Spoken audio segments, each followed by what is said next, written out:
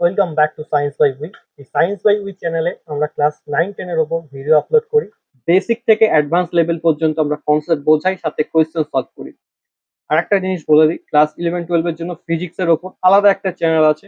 ইউটিউবে গিয়ে সার্চ করবে ফিজিক্স বাই উই, পেয়ে যাবে। আচ্ছা, আজকে আমাদের টপিক হচ্ছে কৃতকার্য কি জিনিস। কৃতকার্য কি জিনিস? যদি কোনো বস্তুর ওপর বল প্রয়োগ করা হয় আর যদি ওই বস্তু সরণ হয়, কি বললাম, বল প্রয়োগ করা হবে, সরণ হবে, তাহলে বলা যাবে যে ওই বস্তুর ওপর কার্য সম্পন্ন হয়েছে। কৃত কার্য মানে হচ্ছে, কৃত কথার অর্থ করা, কার্য করার অর্থ হচ্ছে কাজ, কাজ করা হয়েছে। তাহলে সংজ্ঞাটা দেখো কি বলেছে, বস্তুর ওপর প্রযুক্ত বলের ক্রিয়ায় যদি বলের প্রয়োগ বন্ধুর সরণ ঘটে তবে প্রযুক্ত বল কার্য করেছে বলে ধরা হয়। ঠিক আছে, তাহলে এই দেখো, একটা ব্যক্তি আছে, ওই মানুষটা বা ব্যক্তিটা এই যে ব্লকটাকে সামনের দিকে ঠেলছে একটা বল দিয়ে।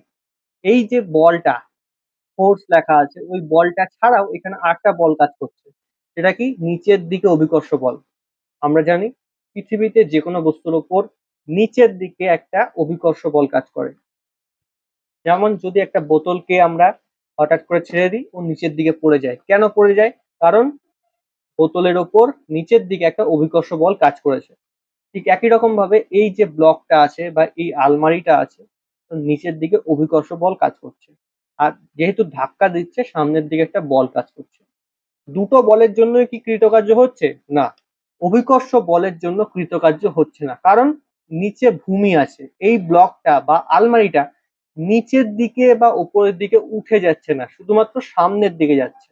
যদি আমরা ধরে নিই যে এই ব্লকটা এখানে ছিল, কিছুক্ষণ পর এখানে চলে এসছে বল প্রয়োগের জন্য, তাহলে বলতে হবে যে এই ব্লকের মধ্যে কার্য সম্পন্ন হয়েছে। কার দ্বারা? এই যে হাত দিয়ে যে বলটা দিচ্ছে সেই বলের জন্য। কৃতকার্য বোঝা গেছে? ওকে। এর রাশিমালা কি? রাশিমালা হচ্ছে বল, গুণন, সরণ। গুণনটাকে ভালো ভাষায় বলতে গেলে, গুণনটা আসলে ডট, আর অ্যাকচুয়ালি এটা ডট গুণন বলে ওটাকে।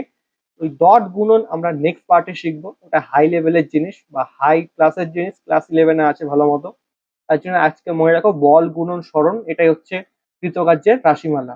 এফ ডট এস, এফ মানে বল, এস মানে সরণ। এর একক কি? যখনই একক চলে আসবে, একক আসলেই দুটি একক পদ্ধতিতে আমাকে একক মনে রাখতে হবে। এক হচ্ছে সিজিএস একক। সিজিএস একক দেখো কি লেখা আছে, আর্গ। কি আছে? আর্গ। আর এসআই একক কি? জুল। হয়ে গেল। মাত্রা, মাত্রা কি? M L square T to the power minus two. M L square T to the power minus two. আচ্ছা, এখানে একটা থার্ড ব্র্যাকেট দেওয়া খুব প্রয়োজন। থার্ড ব্র্যাকেট দিতেই হবে এখানে একটা।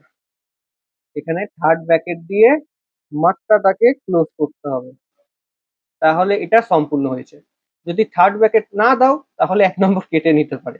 তাহলে ব্র্যাকেটের মধ্যে কি লিখতে হবে? M L square T to the power minus two. বোঝা গেছে? এই যে মাত্রা আর এই যে একক, এই জিনিসটা বার করার একটা সহজ পদ্ধতি আছে, যেটা যত ভৌত রাশি আছে কৃতকার্য বাদে সবগুলো যখন কমপ্লিট হয়ে যাবে, এর ওপর আলাদা একটা ভিডিও আপলোড করা হবে, সেটা তোমরা দেখতে পারো। আর কিন্তু একটা জিনিসই পড়ে থাকছে, সেটা হচ্ছে কৃতকার্য স্কেলার রাশি না ভৌত রাশি। কৃতকার্য হচ্ছে স্কেলার রাশি, এটা কিন্তু ভেক্টর রাশি না। তো কৃতকার্য আজকে এইটুকুই। দেখা হচ্ছে অন্য কোনো ভৌত রাশি, অন্য কোনো বেসিক কনসেপ্ট নিয়ে, যেখান থেকে তোমাকে বেসিক থেকে অ্যাডভান্স লেভেলে নিয়ে যাওয়া হবে, যদি এই চ্যানেলটাকে ফলো করো।